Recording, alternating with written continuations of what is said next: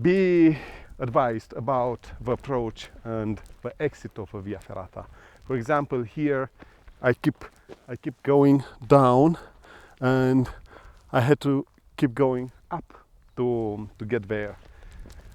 And plus minus, it was an hour going up to the base of a Via Ferrata, and now I have an hour and a half maybe of descent, maybe more. So yes, you have to factor in this time, this difficulty as well, because, well, it is serious hiking. By the time you get to a Via Ferrata, you will be extremely tired. Imagine this Via Ferrata, for example, it was mostly on the vertical, only overhangs heavy, difficult. The first overhang was heavy on the arms, the second one required technique, and the third one I didn't like at all. To recapitulate, when it comes to Via Ferrata, be mindful about the approach and the exit as well, because the mountain is high up, and most of the times you cannot get with a car there. You'll have to hike. The hike up there can take a toll on you. Also, it can be dangerous.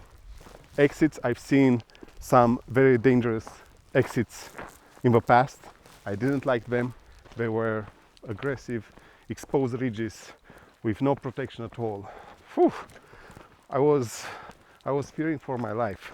To recapitulate, when it comes to Via Ferrata, be mindful about the approach and the exit as well, because they can be long, they can be heavy, demanding, and dangerous as well.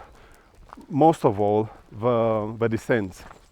Remember, you have to have the climbing harness, the Via Ferrata set, and the helmet as your basic safety equipment. Also, don't forget to properly utilize it, because if you don't do it right, you have it there for nothing. Optionally, you can have with you gloves. I recommend that big time, and then a resting system. For my case, I use the Y from Climbing Technology. Fantastic Y-shaped lanyard. It gives me a shorter and a longer option. It is amazing. And when it comes to gloves, you cannot see it. I either use these ones from Black Diamond, or otherwise I think they are Edelrid. Yes, from Edelrid.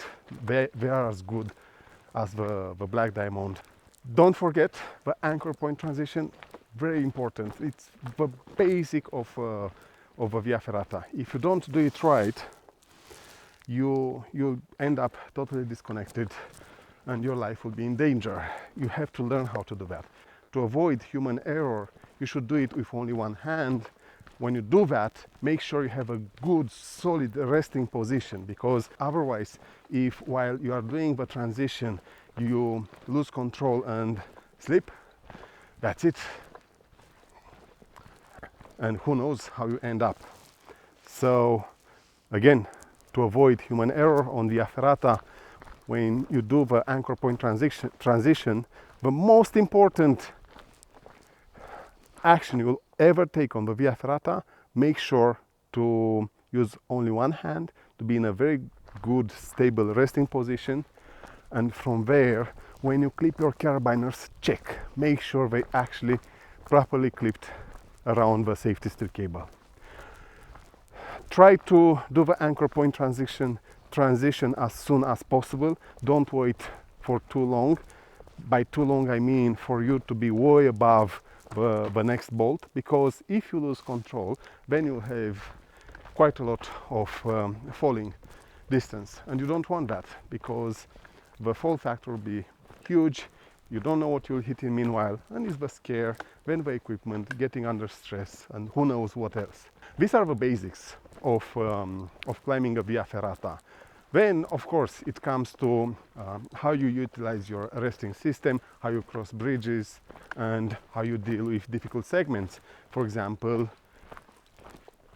tight ridges, or as it was the case now on this Via Ferrata, vertical overhangs. They were heavy on me. It wasn't easy. Not difficult, but not easy Plus, I had no clue what to expect. I had no clue when it completes the Via Ferrata, and I had to conserve my energy. Because of that, I was using the arm technique instead of gripping with my wrist.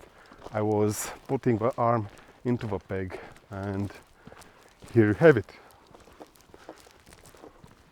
I was holding myself while making the anchor point transition.